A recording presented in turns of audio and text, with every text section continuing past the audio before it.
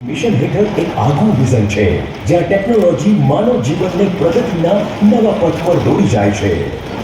શહેરના 20 લાખથી વધુ રહેવાસીઓ માટે જીવનની ગુણવત્તાને ઉન્નત બનાવવા તરફની પ્રભાવશાળી વિકાસ કોચની દિશા દર્શાવતો સ્માર્ટ સિટી પ્રોજેક્ટ 930 એકરના વિશાળ ક્ષેત્રફળમાં ₹565 કરોડના ખર્ચ સાથે આકાર પામેલ છે, જે એક અલગ વિઝન અને શ્રેષ્ઠતાની એક નવી ઓળખ પુરવાર થાય છે। આ પ્રોજેક્ટ રાજકોટ મહાનગરપાલિકા અને Rajkot smart city development limited દ્વારા વિવિધ પડકારોનો સફળતાપૂર્વક સામનો કરીને સાકાર થયેલ છે, જેનું માનનીય મુખ્યમંત્રી શ્રી ભૂપેન્દ્રભાઈ પટેલના વરદ હસ્તે લોકાર્પણ કરવામાં આવે છે। સ્માર્ટ સિટીમાં 19 કિલોમીટર લાંબા સ્માર્ટ રસ્તાઓ સાથે 0 માઇલ કનેક્ટિવિટી તેમજ પગપાળા ચાલનારા નગરજનો માટે સરળતાથી પરિવહન થઈ શકે તેવી પેડેસ્ટ્રીયન ફર્સ્ટ પોલિસી અપનાવવામાં આવી છે, જેમાં ગુજરાતમાં પ્રથમ વખત એક નવી જ ટેબલ ટોપ ડિઝાઇન રાહદારીઓ અને સાયકલ સવારોને ટ્રાફિકમાં એક પણ વિક્ષેપ વિના રોડ ક્રોસ કરવાની સવલત પૂરી પાડે છે। આ ઉપરાંત પાયાની સુવિધા મળી રહે તે માટે શક્તિશાળી નેટવર્ક ઊભું કરવામાં આવેલ છે, જેમાં 36 kilometre strong water drain, 35 kilometre power duct, 22 kilometre ગટર line, 33 kilometre ICT duct, 27 kilometre પીવાલાયક પાણીનું નેટવર્ક, 28 કિલોમીટર રિસાયકલ પાણીનું નેટવર્ક। આમ આ પ્રોજેક્ટ સસ્ટેનેબલ રેઝિલિયન્સ જેવા સિદ્ધાંતોના આધારે ડિઝાઇન કરવામાં આવેલ છે। અટલ સ્માર્ટ સિટીમાં બીઆરટીએસ દ્વારા ઝડપથી પરિવહન થઈ શકે તેવું આયોજન કરેલ છે, તેમજ મુસાફરોને અનુકૂળ ડિઝાઇન કરાયેલ બીઆરટીએસ સ્ટેશનોના નેટવર્કની પણ ખાસ વિશેષતા છે, જેમાં પરિવહન કરતા લોકોને પ્રસન્નતાનો અનુભવ મળી રહે તેવી કાળજી રાખવામાં આવેલ છે।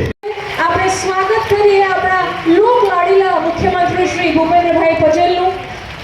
ખૂબ ખૂબ સ્વાગત છે આપનું સ્વાગત અમારો આનંદ છે અને આપની હાજરી અમારી શોભા છે।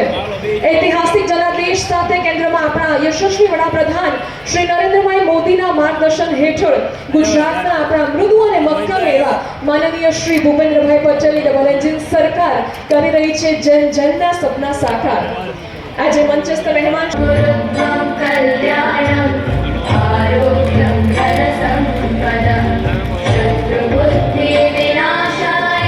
તાળીઓના નાદ સાથે આપણા દીપ પ્રગટ્યને વધાવીએ।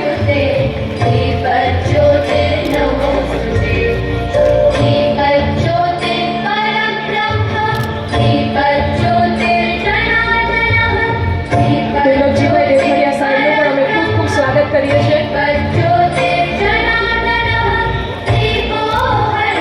ગુજરાત સરકારના મૃદુ અને મક્કમ માનનીય મુખ્યમંત્રી તાળીઓથી સ્વાગત કરીશું। પધારો માનનીય મુખ્યમંત્રી સાહેબ, રાજકોટમાં આપનું હાર્દિક સ્વાગત છે।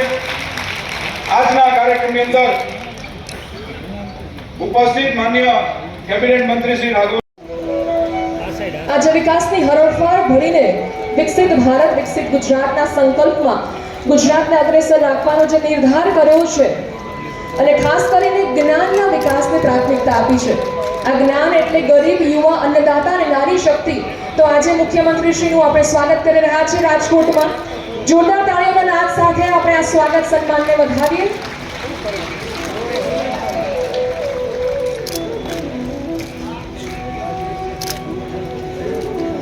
ખૂબ ખૂબ આભાર, ધન્યવાદ। પ્રસંગે એમના વરદ હસ્તે જ્યારે થવાના છે ત્યારે આપણે એમનું સ્વાગત કરી રહ્યા છે। આ આનંદની પળો છે અને આપણે તાળીઓના નાદ સાથે વધાવીશું। ખૂબ ખૂબ આભાર, ધન્યવાદ। અને ત્યારબાદ આપણા મ્યુનિસિપલ કમિશનર શ્રી અને કલેક્ટર શ્રી વર્ષ પૂર્ણ થયા છે અને ત્રીજા વર્ષનો પ્રથમ દિવસ છે ત્યારે રાજકોટ મહાનગરપાલિકા છે એ સંકલ્પ કરે છે કે 101 વૃક્ષોનું મળી રહી છે। આજે ₹36 કરોડના ખર્ચે નિર્માણ થનાર જિલ્લા પંચાયતના ભૌતિકા ભવનનું પણ ખાતમુહૂર્ત કર્યું છે। વડાપ્રધાનશ્રીએ ગુડ ગવર્નન્સની જે પ્રણાલી સ્થાપી છે તેને સર્વગ્રાહી વિકાસથી આપણે આગળ ધપાવી એ દિશામાં એક વધુ કદમ ભરવાનો રાજકોટ મહાનગરપાલિકાનો આજનો આ કાર્યક્રમ છે। આદરણીય શ્રી નરેન્દ્રભાઈએ ગુજરાતમાં વધતા જતા શહેરીકરણને આફત નહીં પરંતુ વિકાસના અવસર તરીકે જોયો અને ગુજરાતના શહેરીકરણમાં બદલાવ આવ્યો। તેમણે શહેરોના વિકાસ માટે બજેટ વધાર્યું અને બજેટને કારણે કોઈ કામ અટકે નહીં તે પણ સુનિશ્ચિત કર્યું છે। ગુજરાત શહેરનું શહેરી વિકાસનું બજેટ 2002-03 ₹750 કરોડ હતું, જે આજે વધીને 21,696 કરોડ રૂપિયા થયું છે. એક સમયે નગરપાલિકા મહાનગર